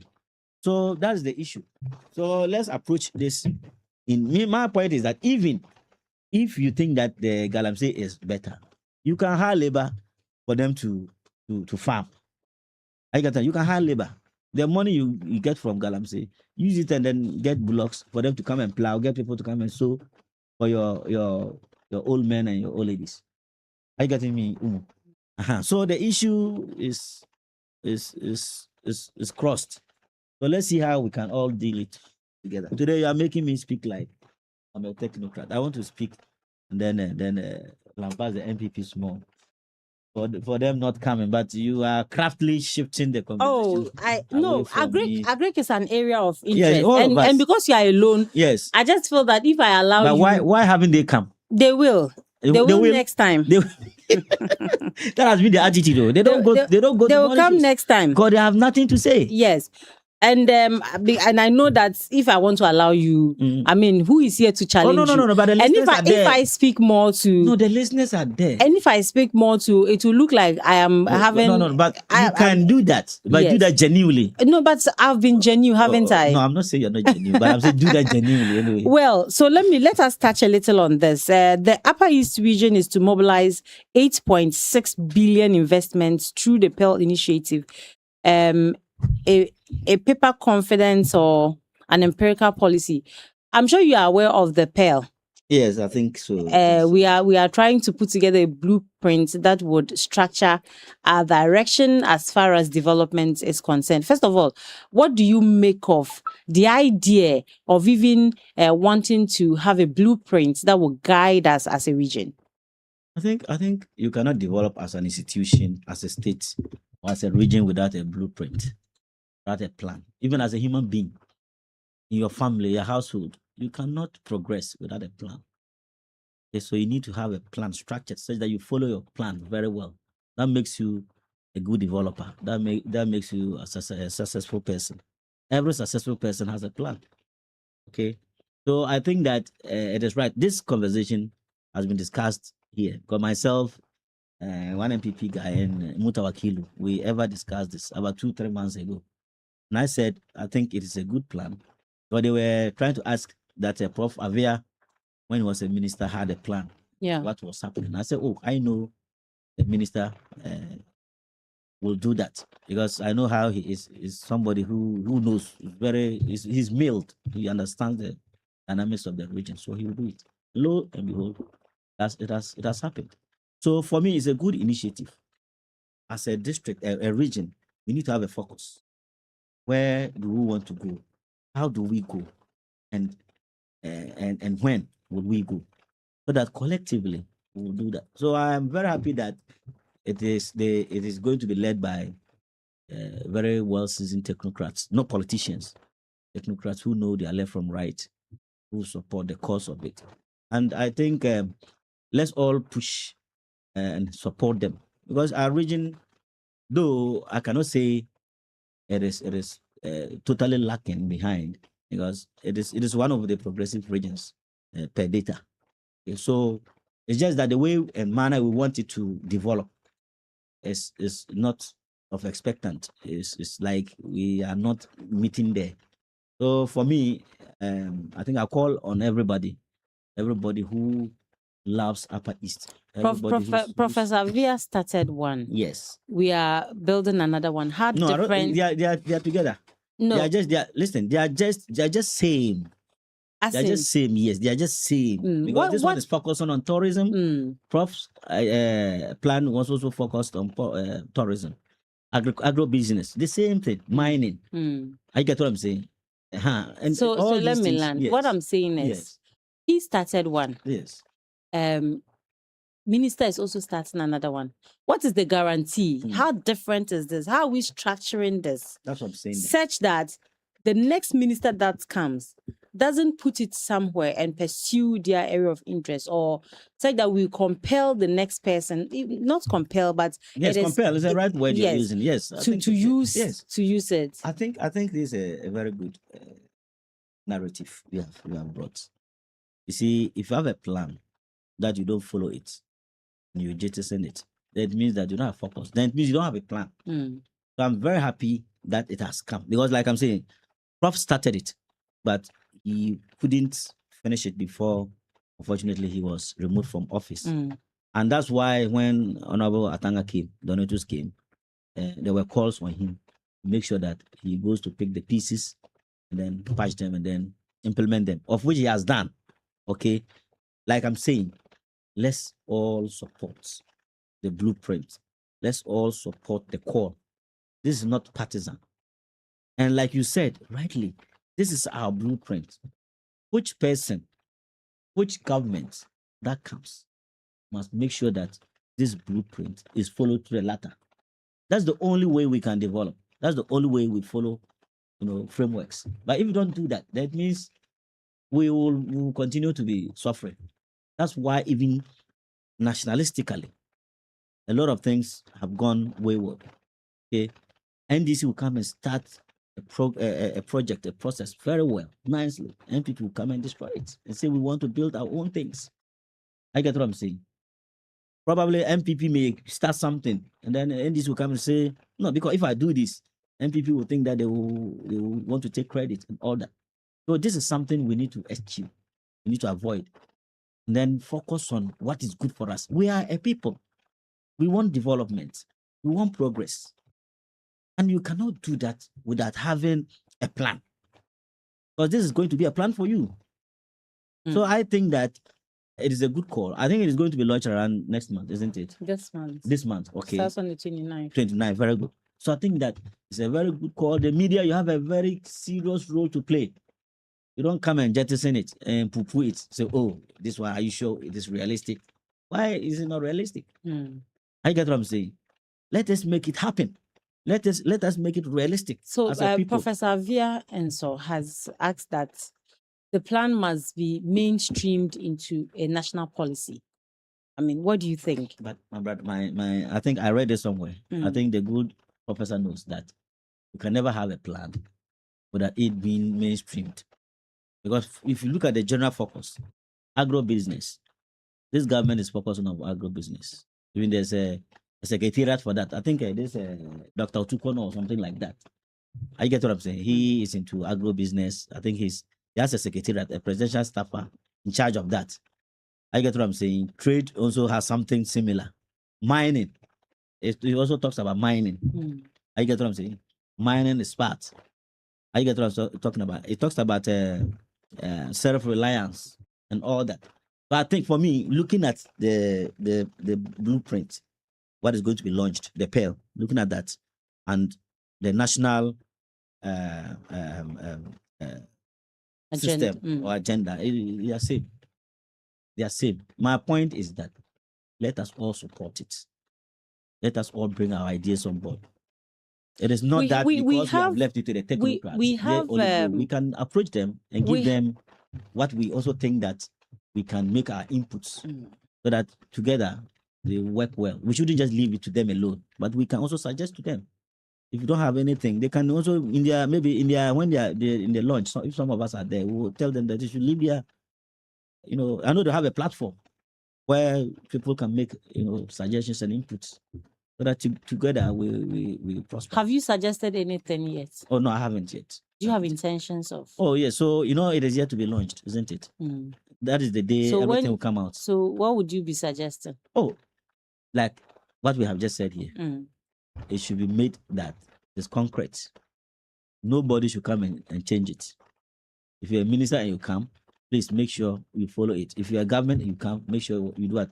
You follow it. Out, and it happens that the NDC is voted out and a new regional minister from a different, say, butterfly party comes in. Because it wasn't their party that instituted it, it becomes a difficulty. And I like the part that the minister, makes clear that this is not political. It is a regional agenda.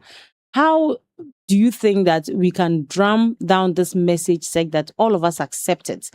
And this time, I don't want you to speak as an NDC member because this is a regional. Like an NDC member. Oh, for some of the things you said, you spoke like an NDC member. But I'm NDC, a proud NDC. Aren't you feeling the good governance? You are feeling good governance. Yeah. So, how do we drum down this message for everyone to accept that this is not politics? It shouldn't be that it is the NDC that did it, but it is a regional minister that brought the people together to put down a document that is going to guide us as a region, so that we know that, okay, even if you are building your house, you know that, okay, this house I'm going to build, I want to have a fine kitchen, I want to have 2 bedrooms, I want to have this. Even if it's a local house, you want to have a benga, you want to have a nandini, you want to have this, you want to have this. How do we do that? I think I've just said that. One, I say that I like the way the minister said. He said it is non-partisan. That one is fair. It's a very good pillar. Two, all those he has mentioned who are going to lead them are not politicians. Unknown. They are not, they are not politicians. I don't know them to be frontline politicians. Okay, they are technocrats. You know what I'm talking about? They are technocrats. And so they will bring their expertise on board. I get what I'm saying? They will not be political about this. And the fact that the minister has said it's not political, fair enough, that kills the matter. So now it is left unto all of us by the idea to get involved. Let us not say NDC government brought the idea, because MPP government had a lot of ministers after Avia. They never did anything. They never had any plan. And NDC has come and they have plan. We MPP people will not get involved. That is not a good attitude.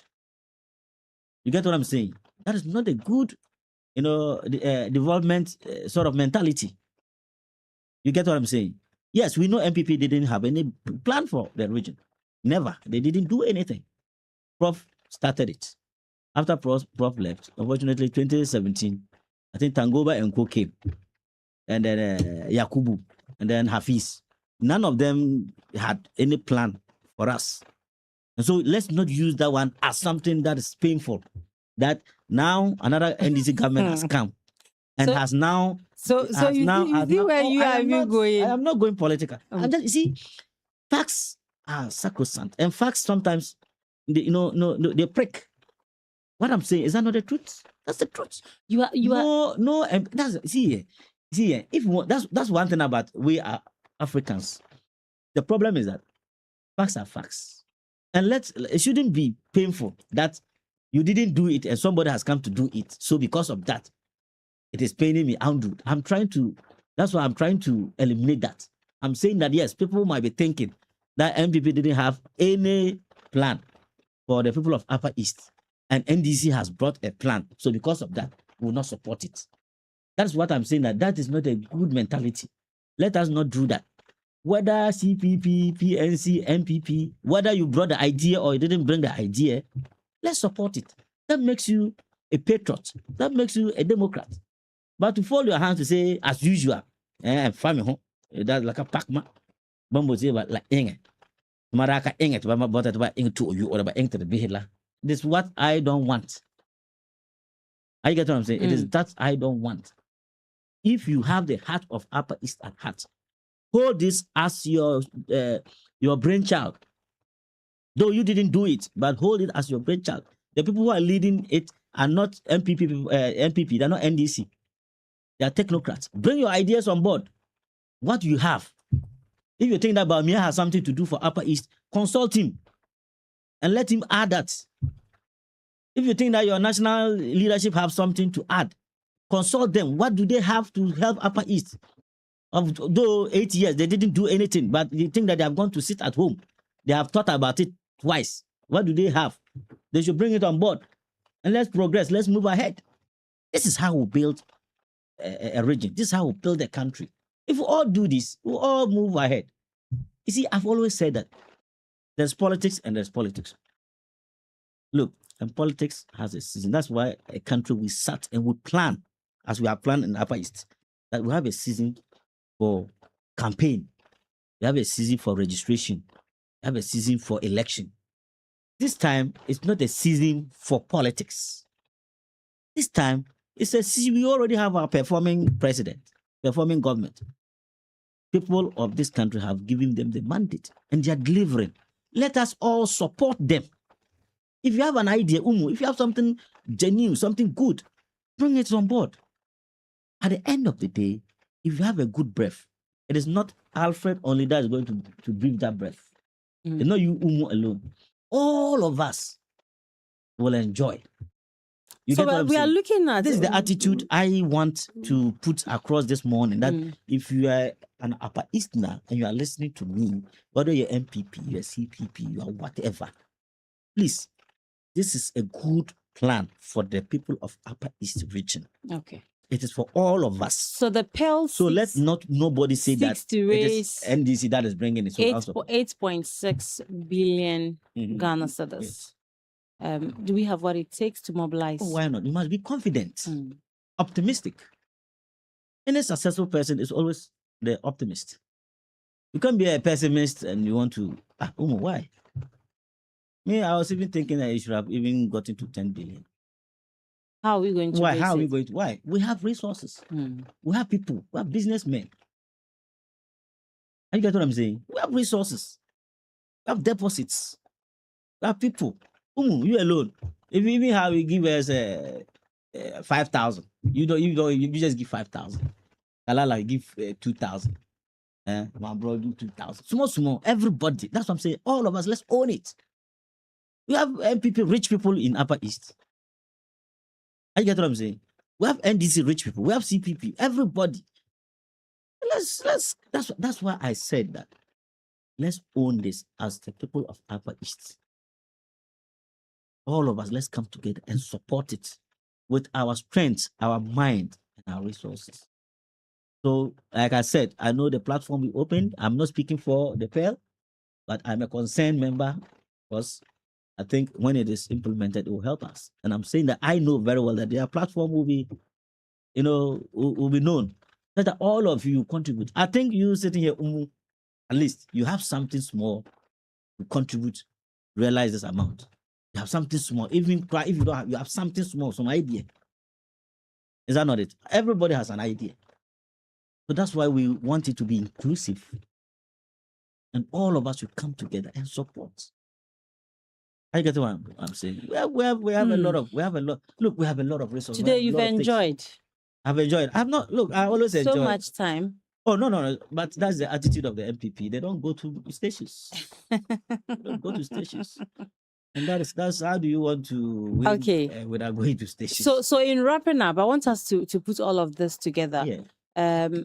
I mean, agribusiness, agriculture is one of the things the regional minister talks about. I mean, we were known as a region Yes. that was full of farmers. We Yes. were predominantly farmers. Now Yes. the mining has come, Yes. and we have about 7 to 8 of our districts. We have 15, but Yes, about yes. 7 to 8 Yes. of our Almost. districts now. They have mining activities Really. happening there. So definitely the mining has taken part of the